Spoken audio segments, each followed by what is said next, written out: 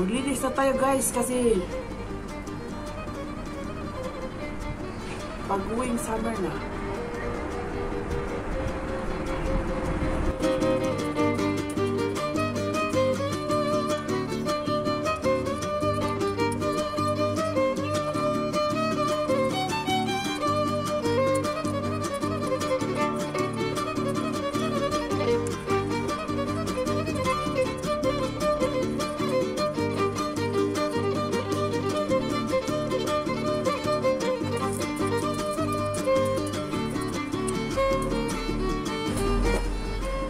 So, yun po. Grabe.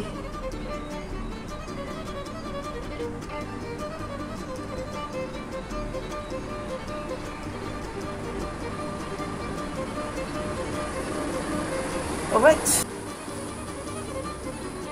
Relax muna. Relax muna. Woo! Ayan.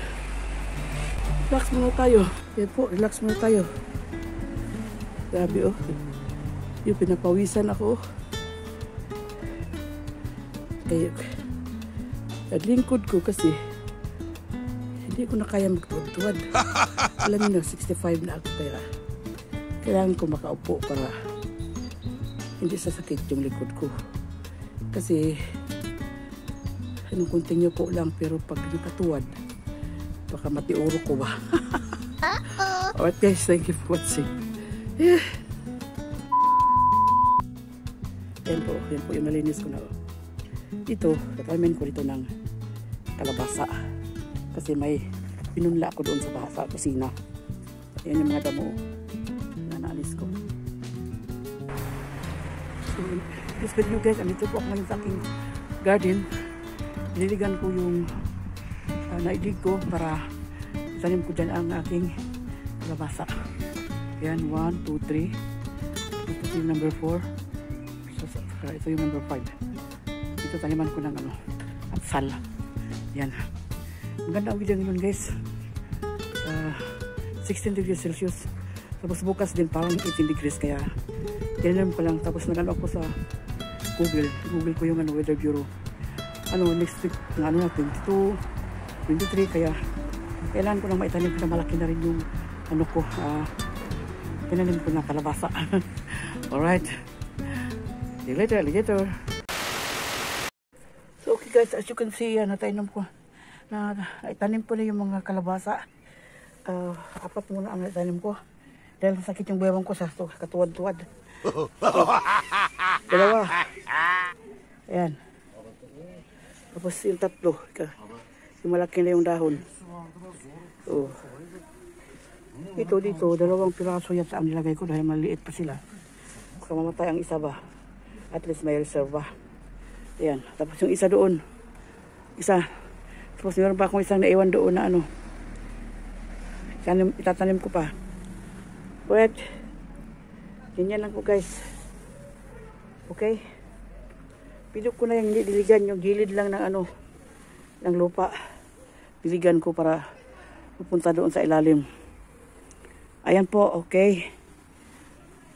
Nag-relax muna ako dahil masakit nga yung biwang ko at saka likod ko sa katuwad. To.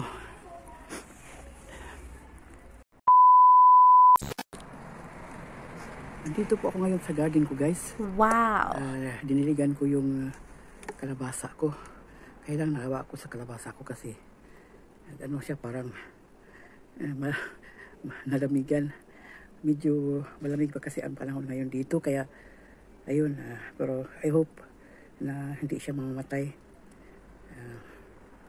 Yung iba talaga, yung dahon niya parang bitugnaw ba?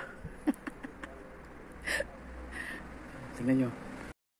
Ayan po, nilagyan ko sila. So, tingnan nyo yung nila. Yung isa o nabali dahil malakas ang hangin. Nabali ang dahon. Uh-oh. Tapos yung isa naman, ewan ko, sana mabuhay pa ito.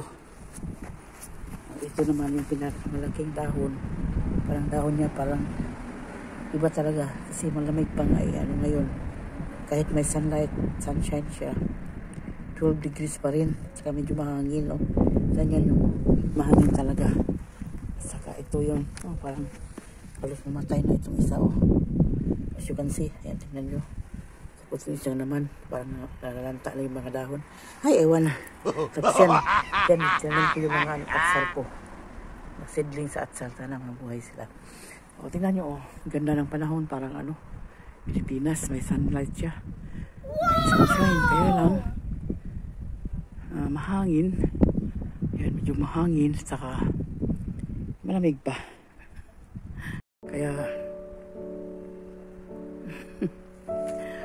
hope ko lang na sana mabuhay pa yung mga tanim ko kasi sayang din yung import ko, no?